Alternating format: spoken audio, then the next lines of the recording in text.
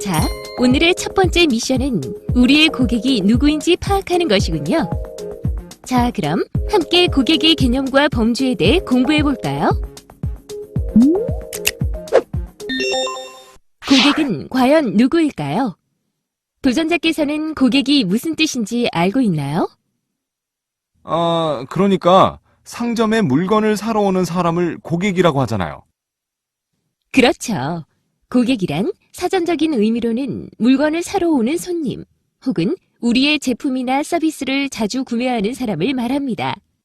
어느 정도 계속적으로 우리 회사의 제품이나 서비스를 반복적으로 구매를 하는 경우에 고객이라고 한다 이거죠? 그렇죠.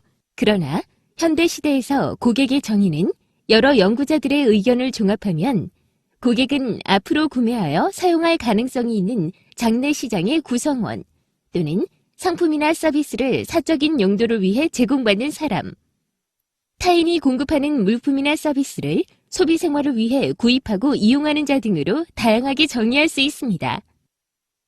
좁은 의미로 보면 상품 및 서비스를 제공받는 사람, 넓은 의미로는 상품을 생산하고 이용하며 서비스를 제공하는 일련의 과정에서 관계된 자신 이외의 모든 사람이라 정의할 수 있어요.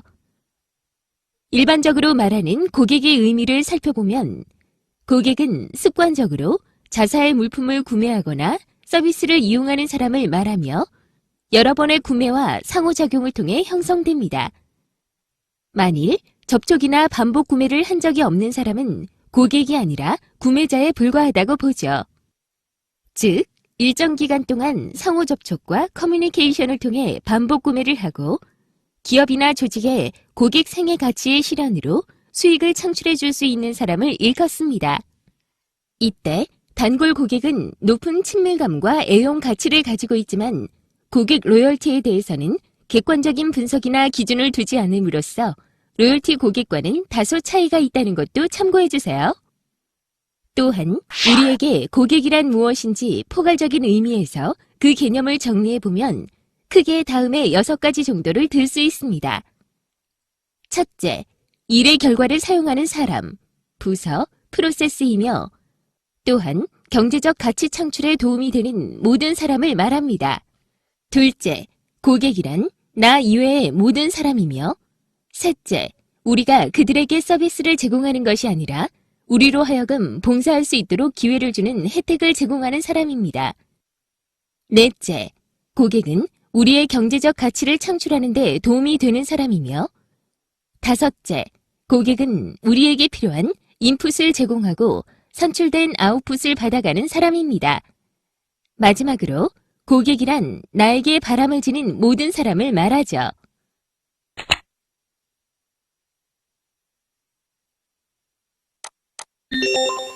앞서 배운 고객이라는 개념이 없었던 시대도 있었는데요. 고객의 개념은 경제적 관점에 따라 달라졌고 이에 따라 서비스 이념 역시 변화하였습니다.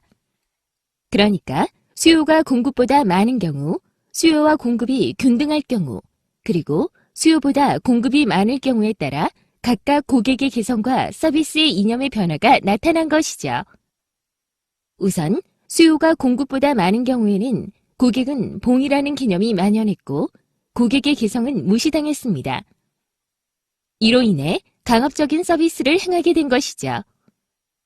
그 후 수요와 공급이 균등해지자 고객은 소비자라는 개념으로 변화하게 됩니다. 그러나 아직은 한 명의 고객은 한 가지 개성만을 가지고 있다고 판단했고 평범한 서비스를 한 것이죠. 그러나 수요보다 공급이 많아짐에 따라 고객의 개념이 완전 달라지게 되는데요. 초기에는 고객이 왕이라는 생각으로 한 사람의 다양한 개성을 존중합니다. 즉, 고객 만족 서비스를 한 것이죠.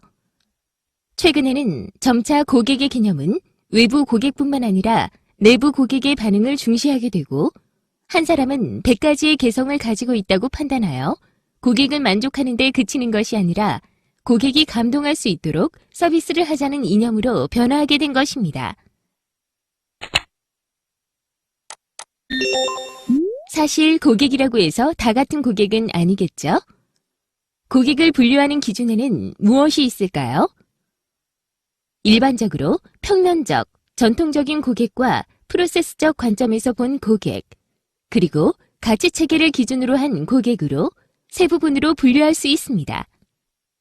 또한 고객은 참여 관점에 따라 직접 고객과 간접 고객, 의사결정 고객과 의견 선도 고객, 법률 규제자와 경쟁자, 그리고 한계 고객과 체리피커로 구분되며 그레고리 스톤의 고객 분류에 따라 고객을 경제적 고객, 윤리적 고객, 개인적 고객, 편의적 고객으로 네 가지로 분류합니다.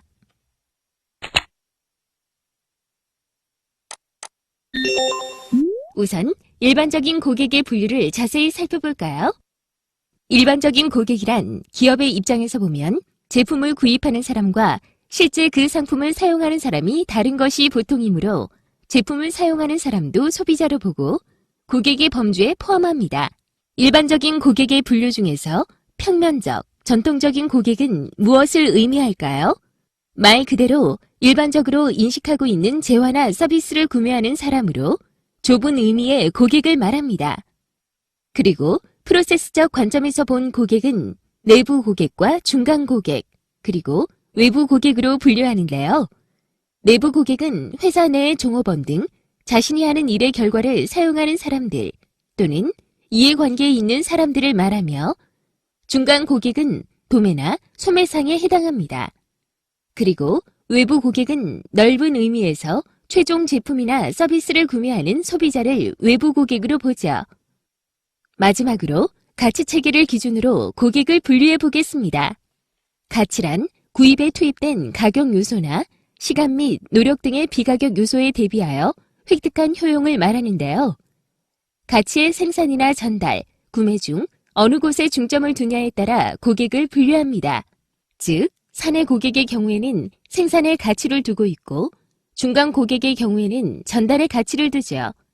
그리고 최종 고객의 경우에는 구매에 중점을 두고 있다는 것입니다.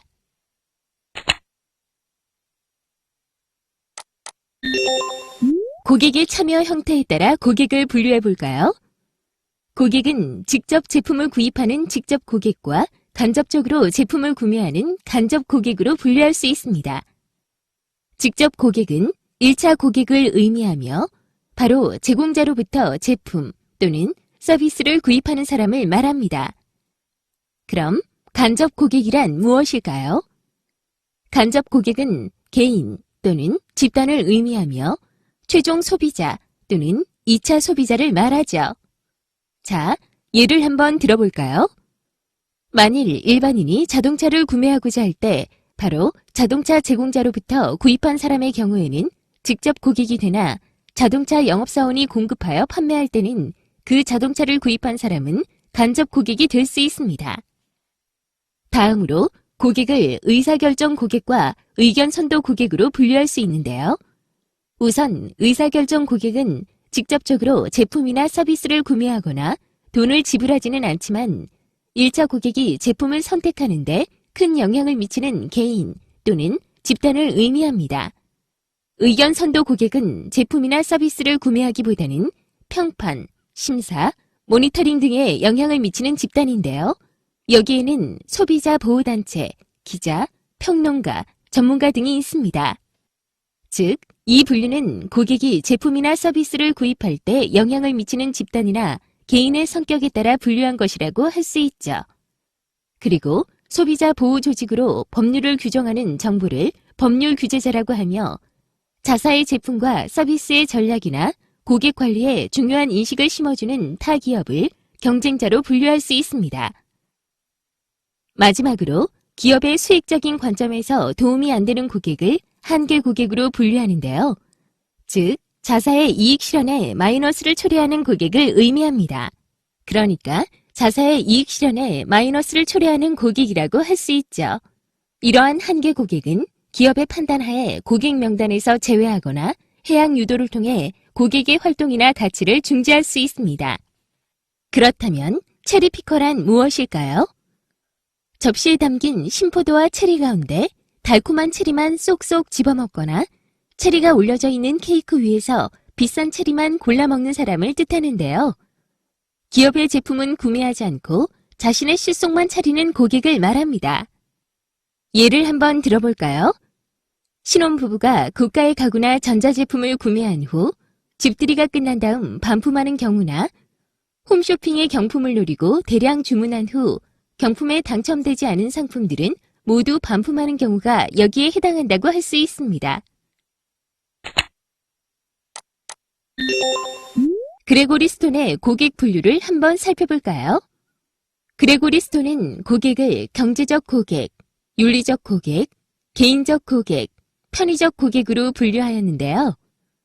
우선 경제적 고객이란 고객 가치를 극대화하려는 고객으로 자신이 투자한 시간, 돈, 노력에 대해 최대의 효용을 얻으려는 고객을 말합니다.